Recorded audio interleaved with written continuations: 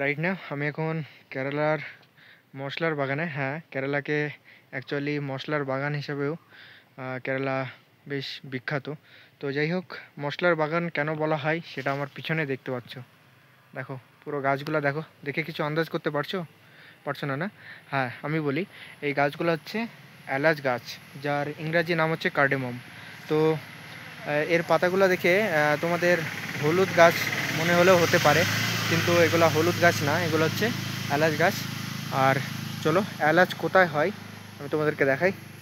এই যে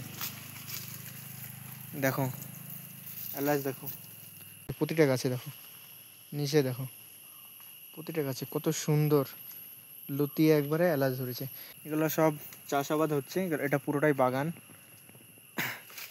যাই হোক, এই হচ্ছে এলাচ, তোমাদেরকে একটা ছাড়িয়ে দেখাই। এটা এখন এটা কাঁচা রয়েছে। যাই হোক, একটু পাকা দেখানোর চেষ্টা করি।